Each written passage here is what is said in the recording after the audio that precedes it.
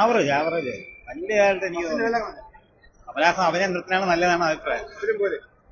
കമലഹാസന്റെ ഒരു ഇത് പോരെ സിനിമ ഓരോ പൊട്ടുന്ന ഉറപ്പാ. അത് ഓരോരുത്തരുടെ മൈൻഡ് സെറ്റ് പോലെ ഇരിക്കുമല്ലോ. കുഴപ്പമില്ല. എന്തായാലും ഫസ്റ്റിന്റെ അത്ര വന്നില്ല.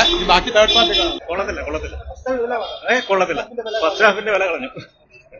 പിന്നെ മൂന്നാമത്തെ പാർട്ട് റിലീസ് ആയാലും പിന്നെ ഇതിന്റെ കളർ ഫിനിഷ് ആകത്തുള്ളൂ.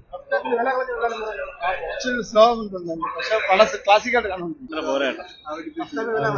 അതെ കമലഹാസൻ ആയതുകൊണ്ട് ഞങ്ങളൊന്നും പറയുന്നില്ല. അതെ അത്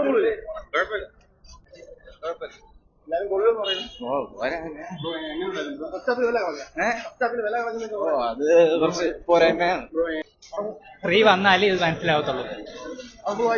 കുഴപ്പമില്ല, കണ്ടോണ്ടിരിക്കാം. നമ്മളെ ഒരു ശങ്കറിന്റെ സ്ഥിരം ഫോർമുല അത് അതിന് ഒരു ആവറേജ് ഇതേ ഉള്ളൂ. ത്രീയിലുള്ള ഒരു ട്രെയിലറും കൂടെ കാണിച്ചിട്ടുണ്ട്. അതെന്തെങ്കിലും ഉണ്ടെങ്കിലേ ഉള്ളൂ. ഫസ്റ്റ് ഹാഫ് കുഴപ്പമില്ല. സെക്കൻഡ് ഹാഫ് ഒക്കെ നമുക്ക് നോർമൽ ശങ്കറിന്റെ സിനിമ എങ്ങനെയാണെന്ന് പണ്ട് പോലുള്ള സിനിമ അതേ ഫോർമുല തന്നെയാണ്. അല്ലാതെ അതിൽ വേറെ മാറ്റങ്ങളൊന്നുമില്ല. അങ്ങനെ കമ്പയർ നോക്കണ്ടത്. എനിക്ക് 8 വയസ്സുള്ളപ്പോഴാണ് ഫസ്റ്റ് പാർട്ട് ഇറങ്ങിയത്. ഇപ്പം ഇത്ര വർഷമായി. അത് വെച്ച് കമ്പയർ നോക്കണ്ട. എന്നിരുന്നാലും കുഴപ്പമില്ല. ആവറേജ് ഒരു മൂവി എന്നേ പറയാൻ പറ്റും. ശങ്കറിന്റെ സ്ഥിരം ഫോർമുല. ചേട്ടാ ഇന്ത്യ കണ്ടിട്ടുണ്ടെങ്കിൽ ഇത് കാണില്ല. അത്ര ആവറേജ്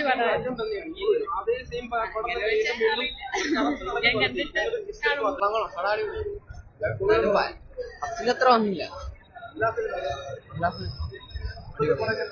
അതിലെ പടം എന്ന് പറഞ്ഞാൽ ഫസ്റ്റ് ഹാഫ് ഇത്തിരി ഇഴച്ചലുണ്ട്. സെക്കൻഡ് ഹാഫ് തൊട്ട് പിന്നെ ട്രെയിലറുണ്ട്. വീര ട്രെയിലർ അതൊരു രക്ഷയില്ല. ട്രെയിലറാണ് എല്ലാരും പോകണം. ഇപ്പോൾ ഉള്ള കാലത്തിലുള്ള ന്യായങ്ങളെ തെറ്റിക്കണം എങ്ങനെ കൂടെ ആൾ പറയാം.